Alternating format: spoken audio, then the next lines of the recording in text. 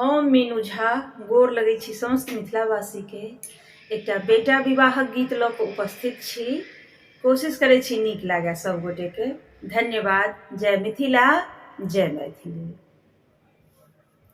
हमरो दुलरुआ भैया देखैत बड़ सुंदर, पान खैने मुख लाल हे। हमरो दुलरुआ भैया देखैत बड़ सुंदर, पान खैने मुख लाल हे। से हो दुलरुआ भैया चलला बेआहना, पूछै सासुर के लोक हे। से हो दुलरुआ भैया चलला बेआहना,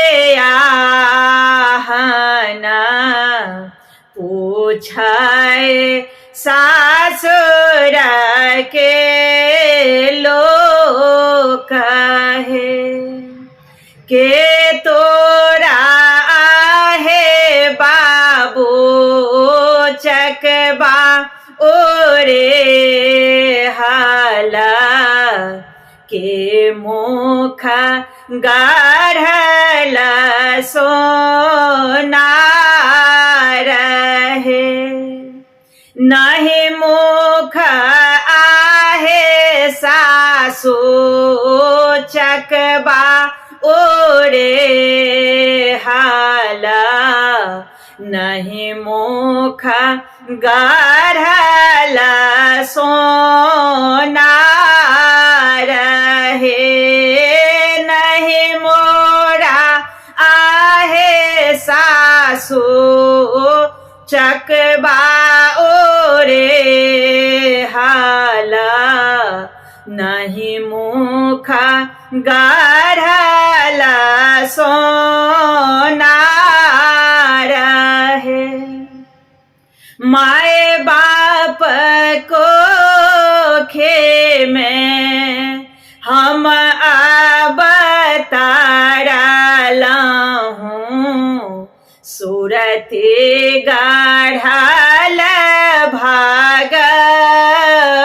भगवान हे।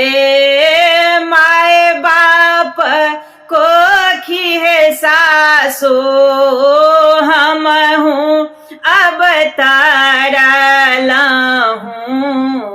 सूरति ने रे